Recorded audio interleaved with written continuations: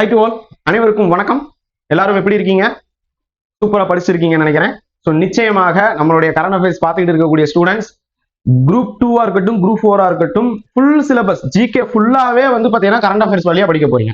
அதாவது பாலிட்டி, தமிழ்நாடு நிர்வாகம், தமிழ்நாடுடைய எப்படி வந்து பார்த்தீங்கன்னா இங்க இருக்கக்கூடிய அமைப்புகள் இருக்கு, நிர்வாகத்தை தொடர்ந்த அமைப்புகள், polity, economics as well as ஜியோகிரபியும் வரும், அண்ட் சம்டைம்ஸ் சயின்ஸும் நிறைய நம்ம வந்து பார்த்துட்டு இருக்கிறோம் கரண்ட் அஃபேர்ஸ்ல.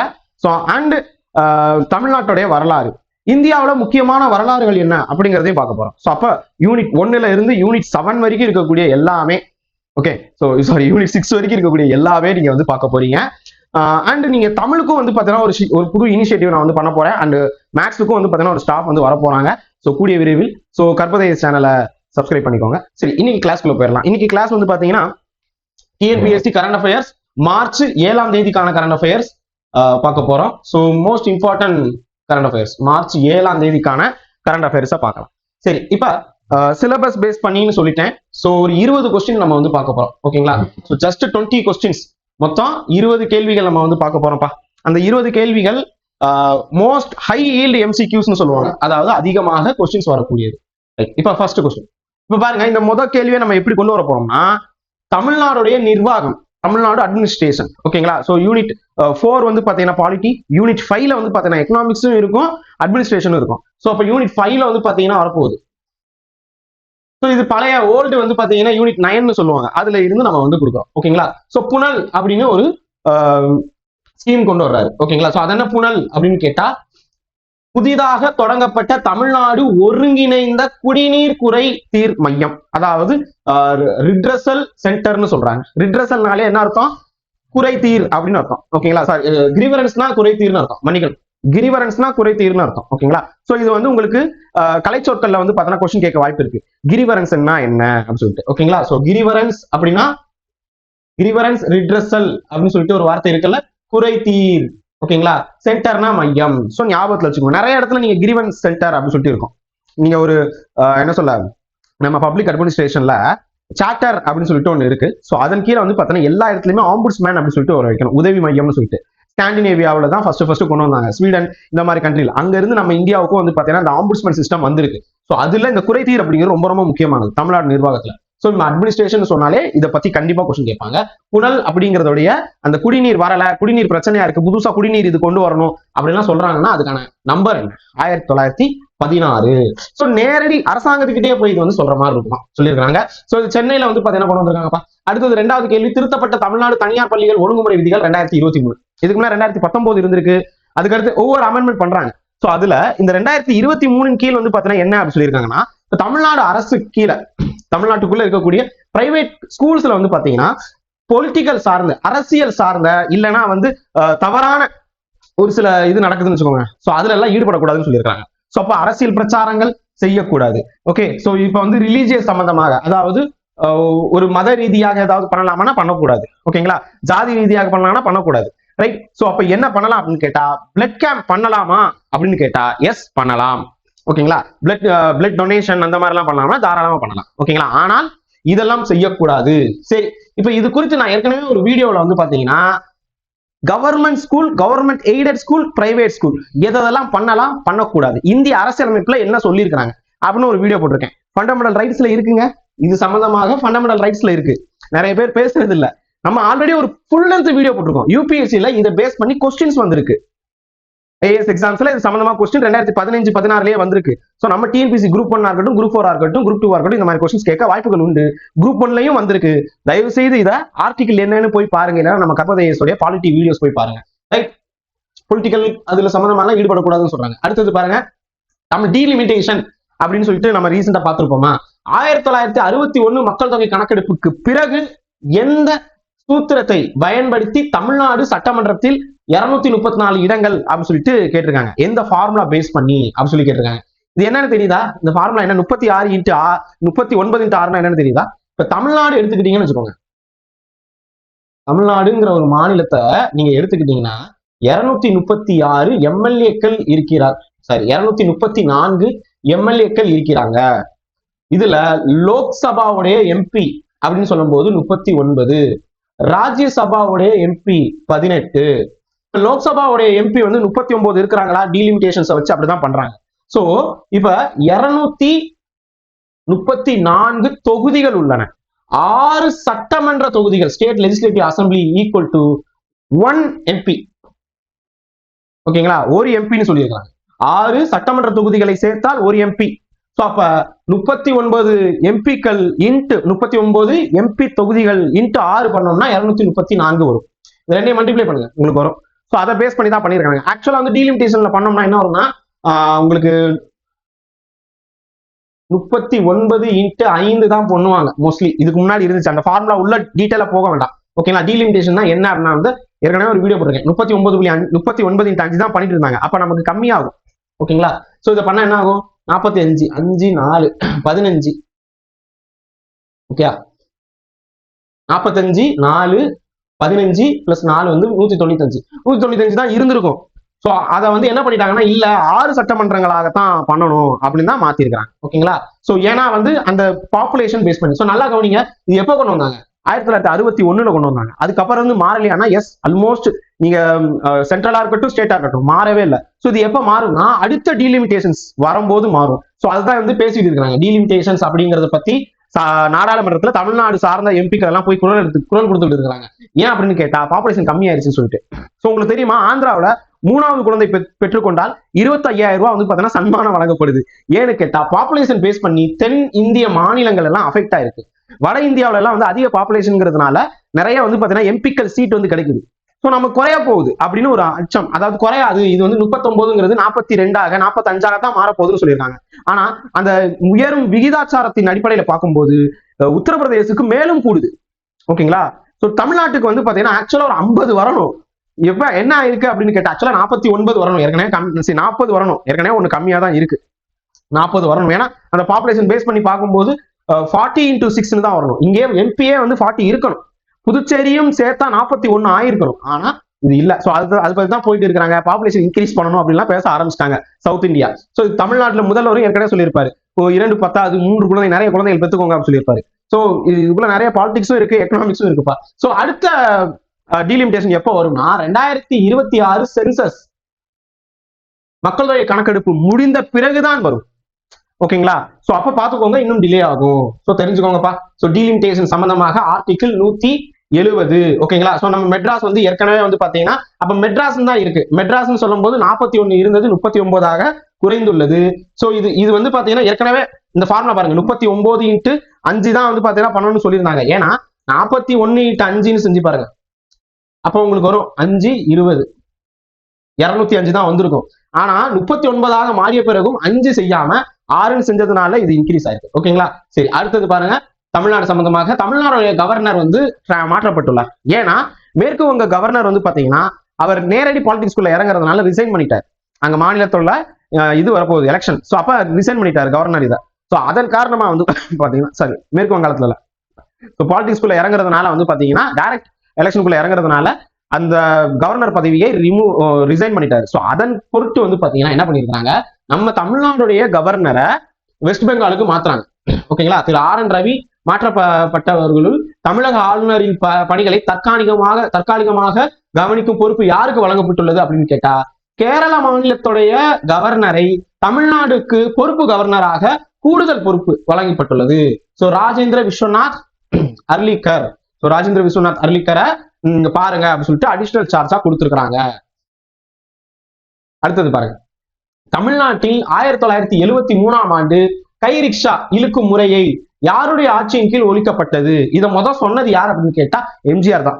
ஏன்னா அவர் தான் ரிக்ஷாக்காரன் ஒரு படம் வந்துச்சு, கை ரிக்ஷாவே இருக்கக்கூடாதுன்னு சொல்லி இனிஷியேஷன் வந்து பண்ணாதே வந்து பாத்தீங்கன்னா எம்ஜிஆர் தான் வந்து ஆரம்பிச்சார். ஆனா முற்றிலுமாக ஆட்சியின் கீழ் அதிகாரத்தோட வந்து பாத்தீங்கன்னா ஒழித்தது யாருன்னு கேட்டா திரு கருணாநிதி அவர்கள். சோ கண்டிப்பா இது சம்பந்தமான கொஸ்டின்ஸும் கேட்பாங்க. சோ இது நல்லா கவனிச்சு பாருங்க. ஓகே ரைட், இது கை ரிக்ஷா ஒழிக்கப்பட்டது எப்ப அப்படின்னு சொல்லிட்டு கேட்பாங்க, ஞாபகத்தில் வைத்துக் கொள்ளுங்கள். ஆர்கானிக் இன்டெலெக்சுவல் ரிப்பிள் எஃபெக்ட் அப்படிங்கிறது இது சம்பந்தமா இருக்கு. லேண்ட் ரிஃபார்ம்ஸ் ஆக்ட், அதாவது 1970ஆம் ஆண்டு திருத்தப்பட்ட நில சீர்திருத்த சட்டம் நில உச்சவரம்பை 30 ஏக்கராக ஓகேங்களா இருந்து எவ்வளவு குறைச்சிருக்காங்க அப்படின்னு கேட்டா 15 ஏக்கரா குறைச்சிருக்காங்க. 30 ஏக்கர்ல இருந்து 15 ஏக்கரா கம்மி பண்ணியிருக்காங்கப்பா. சோ இப்போ ஒரு தனிநபருக்கு வந்து பாத்தீங்கன்னா எவ்வளவு நில உச்சவரம்பு இருக்கும்னா 15 ஏக்கர் வரைக்கும் இருக்கும். ஓகேங்களா. சோ லேண்ட் சீலிங் இது வந்து திமுக ஆட்சியில தான் பண்ணாங்க 1970. சோ ரெண்டுமே பாருங்க, திராவிடியன் மூவ்மெண்ட் அப்படின்னு சொல்லிட்டு யூனிட் 8ல ஒரு கொஸ்டின் வரும், அது சம்பந்தமா தான் நம்ம அதாவது யூனிட் 8னா என்ன அர்த்தம், தமிழ்நாடு ஹிஸ்டரி. ஓகேங்களா. சோ யூனிட் 6 இப்போ வந்து பாத்தீங்கன்னா யூனிட் 6 கீழே இருக்கு. யூனிட் 8னா தான் எல்லாத்துக்குமே தெரியும், அதனால வச்சிருக்கோம். அடுத்தது பாருங்கப்பா, தரவு மையங்களில் குளிரூட்டும் திறனை மதிப்பிடுவதற்காக பிஐஎஸ் அதாவது பியூரோ ஆஃப் இந்தியன் ஸ்டாண்டர்ட் அவங்க அறிமுகப்படுத்திய புதிய அளவீடு என்ன அப்படின்னு சொல்லி கேட்டிருக்காங்கப்பா.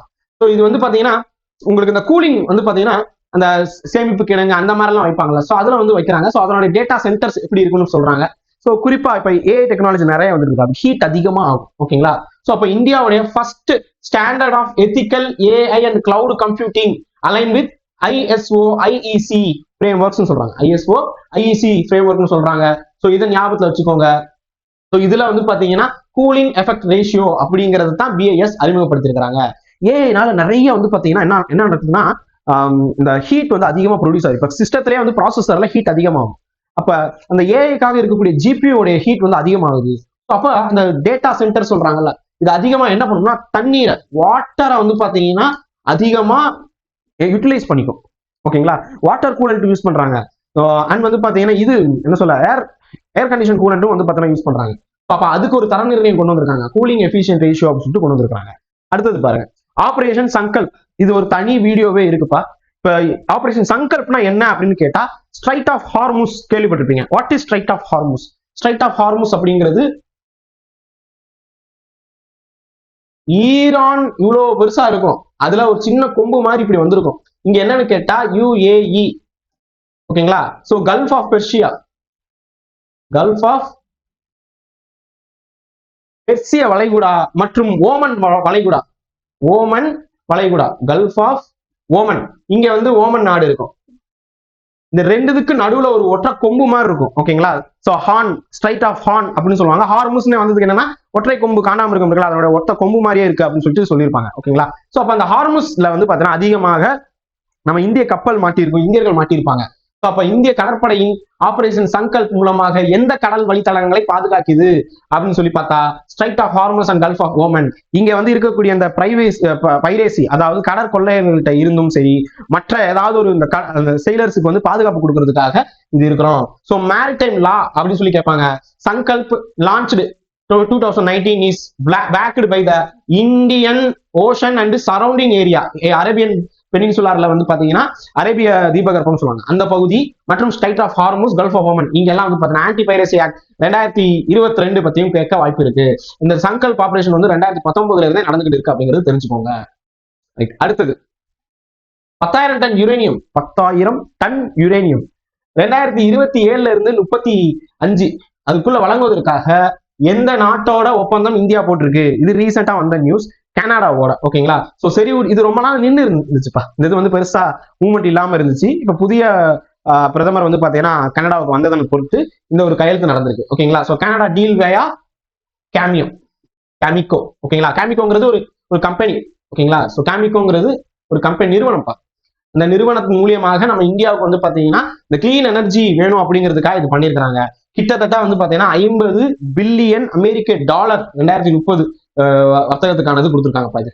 ரைட். சோ இது வந்து கனடாவோட நம்ம வந்து பண்ணியிருக்கோம். சோ நியூக்ளியர் ரியாக்டர் மூலியமா கரண்ட் உற்பத்தியை இன்க்ரீஸ் பண்ணணும் அப்படிங்கிறது தான் இதனுடைய டார்கெட். ரைட். அடுத்தது பாருங்க, திருப்பி வருது பாருங்க, operation Lions roar. Epic fury அப்படின்னு சொல்லிட்டு ஆபரேஷன் பார்த்தோமா, சங்கல்ப்னு சொல்லிட்டு இதுக்கு முன்னாடி ஒரு ஆபரேஷன் பார்த்தோம், எபிக் ஃபியூரி நேத்து பார்த்தோம். சோ இது பாருங்க, ஆபரேஷன் லயன்ஸ் ரோர் அப்படிங்கிறது வந்து பாத்தீங்கன்னா preemptive military strike targeting military and nuclear facilities in Tehran. ஈரானுடைய தலைநகர் டெஹ்ரான். சோ டெஹ்ரான்ல வந்து பாத்தீங்கன்னா உங்களுக்கு இந்த மாதிரி அந்த ஆபரேஷன் லயன்ஸ் ரோர், சிங்கத்தோடைய கர்ஜனை அப்படிங்கிறது சொன்னது யாரு? இந்த யார் வந்து பண்ணிருக்காங்கன்னா இஸ்ரேல் பண்ணிருக்காங்க. எபிக் ஃபியூரி அப்படின்னு சொல்றது யாரு பண்ணிருக்காங்கன்னா அமெரிக்கா வந்து பண்ணிருக்காங்க. இப்ப சங்கல்ப் வந்து இந்தியா பண்ணிருக்கோம், இது ரொம்ப நாளாவே இருக்கு. சோ இப்ப இன்னொரு கொஸ்டின் என்ன, ஈரான் ஒரு ஆபரேஷன் பண்ணும்ல, அதனுடைய பேர் என்ன? நான் நேத்தும் கேட்டேன், கமெண்ட் பண்ணவங்களுக்கு வாழ்த்துக்கள். இன்னைக்கும் கேட்கிறேன், ஈரானுடைய ஆபரேஷன் பேர் என்ன? அதாவது இது வந்து இஸ்ரேலோட ஆபரேஷன். எபிக் லயன்ஸ் ரோர் அப்படிங்கிறது இஸ்ரேலோட இது. ஓகே. சோ எபிக் ஃபியூரி இது வந்து அமெரிக்காவுடையது. நான் இப்ப கேட்கறது, இந்த மாதிரி ஒரு ஆபரேஷன் போட்டு இருக்கும், ஈரானுடைய ஆபரேஷன் பெயர் என்ன? தெரியும்னா கமெண்ட் பண்ணுங்க. Most important. அடுத்தது நீர் தகனம். இது ரொம்ப புதுசா இருக்கும். இது வந்து பாத்தீங்கன்னா யூகேல, யுனைடெட் கிங்டம்ல இந்த நாடு வந்து பாத்தீங்கன்னா ஃபர்ஸ்ட் டைம் பண்ணிருக்கு அப்படின்னு சொல்றாங்க. யுனைடெட் கிங்டம்னு சொல்லும் போது பிரிட்டிஷ் மட்டும் வராது, ஸ்காட்லாந்து, வேல்ஸ், அதுக்கப்புறம் வந்து நார்த் அயர்லாந்து, இது எல்லாமே வந்து பாத்தீங்கன்னா சேர்ந்து இருக்கும். ஸோ இதெல்லாம் சேர்ந்து தான் வந்து யுனைடெட் கிங்டம்னு சொல்லுவாங்க. ஓகேங்களா? ஸோ இந்த நாடுகள் எல்லாம் இணைந்து வந்து பாத்தீங்கன்னா ஒரு கூட்டமைப்பு மாதிரி யுனைடெட் கிங்டம்னு வச்சிருக்காங்களா. ஸோ ஒரு 4 நாடு சேர்ந்து. ஸோ அதுல ஸ்காட்லாந்து வந்து பாத்தீங்கன்னா முறையாக தண்ணியில தகனம். எப்ப நம்ம இந்தியாவில் என்ன பண்ணுவோம், ஒண்ணு புதைப்போம், உயிரற்ற உடலை என்ன பண்ணுவோம்னா, இறந்து போனவர்களுடைய உடலை என்ன பண்ணுவோம், ஒண்ணு புதைப்போம் இல்லைன்னா எரிப்போம். சில இடத்துல ரொம்ப ரேரா வந்து தண்ணியில விட்டுருவாங்க. எங்க அப்படின்னு கேட்டா, கொஞ்சம் கடல்ல போய் தண்ணியில விடுவாங்க, இல்ல கங்கையில தண்ணியிலேயே விட்டுருவாங்க.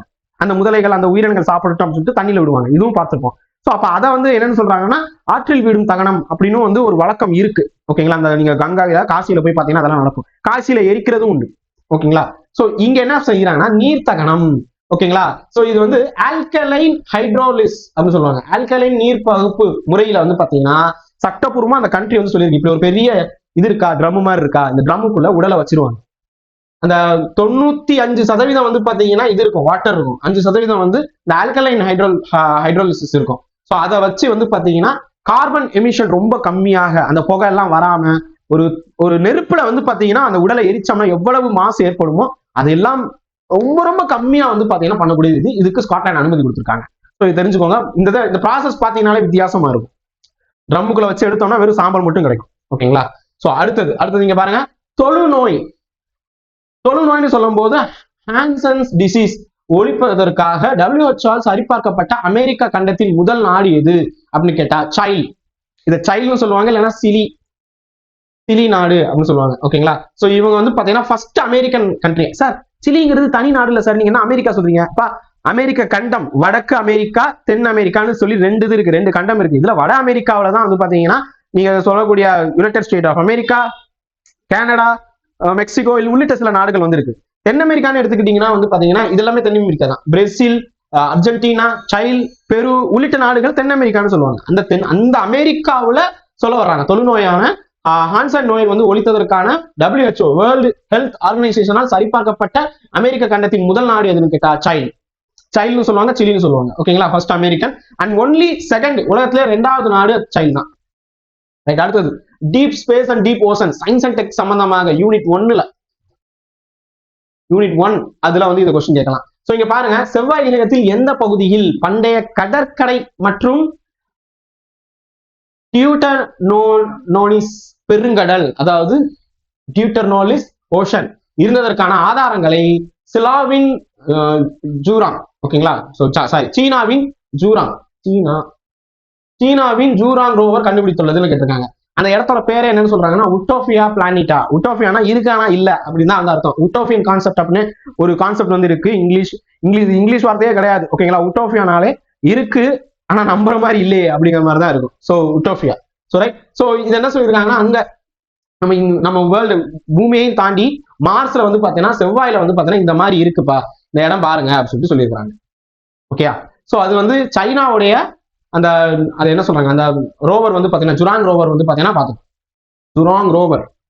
பார்த்திருக்கு. அது உட்டோபியா பிளான்டினா அப்படின்னு சொல்றாங்க. ரைட். அடுத்தது டார்க் ஓஷன்னா என்ன?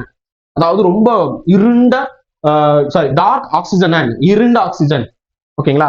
இருண்ட கரியமில வாயு, பிராணவாயு, மன்னிக்கணும், இருண்ட பிராணவாயுனா என்ன அப்படின்னு சொல்றாங்க. ஓகேங்களா? சோ இது வந்து பசிபிக் பெருங்கடலுக்கு அடியில 4000 மீட்டர் ஆழத்தில் வந்து பாத்தீங்கன்னா எந்த கடற்கரை அமைப்புக்கு அருகில் இது கண்டுபிடிக்கப்பட்டுள்ளது அப்படின்னு கேட்டா பாலிமெட்டாலிக் நோடுல்ஸ் சொல்லுவாங்க. அங்க வந்து பாத்தீங்கன்னா இப்படி கண்டுபிடிச்சிருக்காங்களாம்.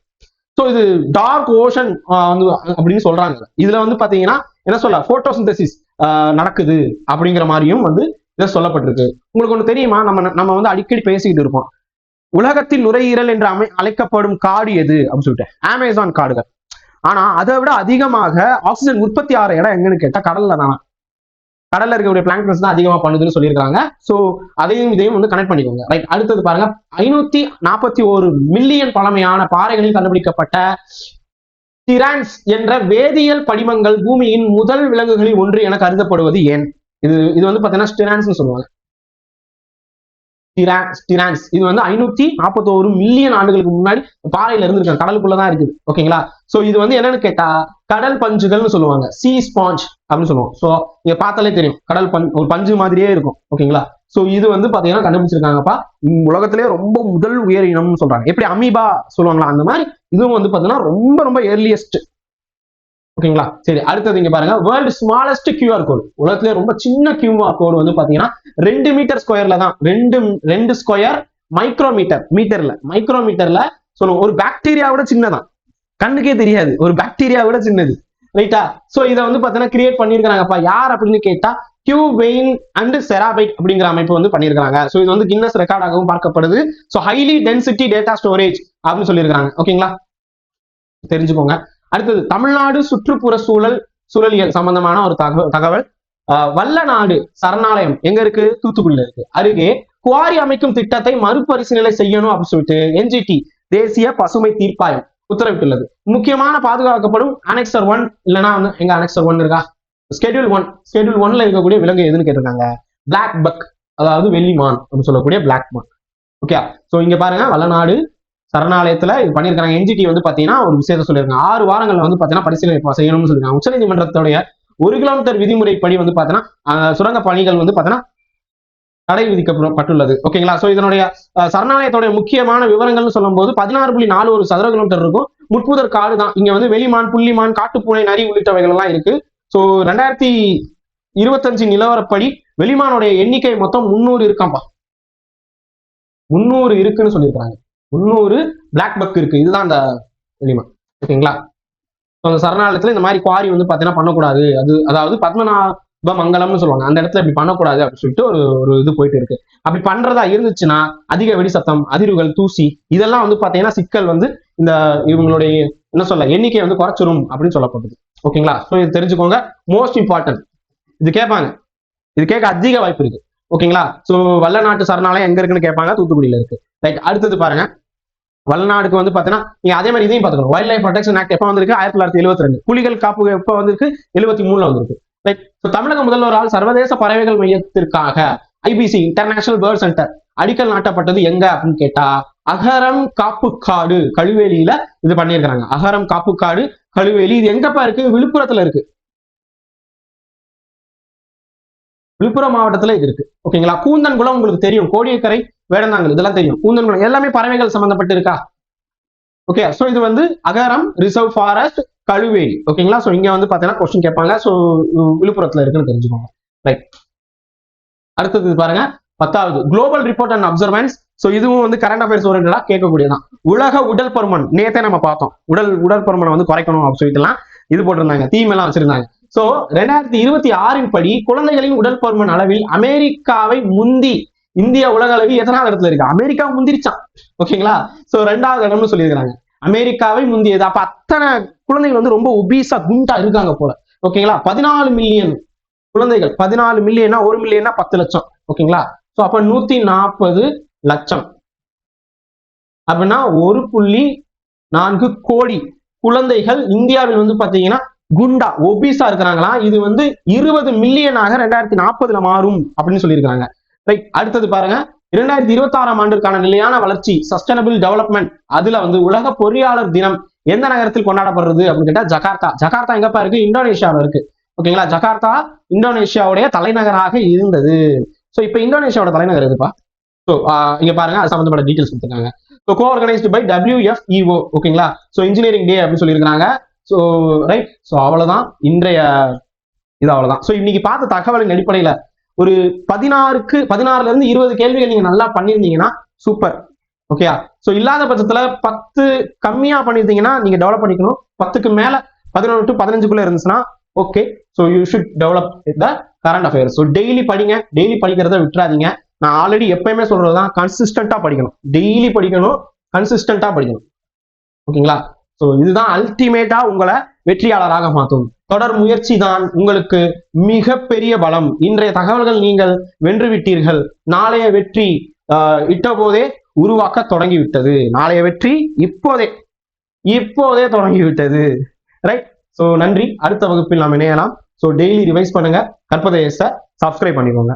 வேற ஏதாவது டவுட் இருந்துச்சுன்னா எங்களுடைய டெலிகிராமா இருக்கட்டும், அஸ் வெல் அஸ் எங்களுடைய வாட்ஸ்அப் எண் நான் கீழே ஸ்க்ரோல்ல கொடுக்குறேன். இந்த நம்பர்ல வந்து பாத்தீங்கன்னா நீங்க உங்களுடைய டவுட்டை வந்து கேட்டுக்கலாம். So thank you so much. ஜெய்ஹிந்த். நன்றிகள்.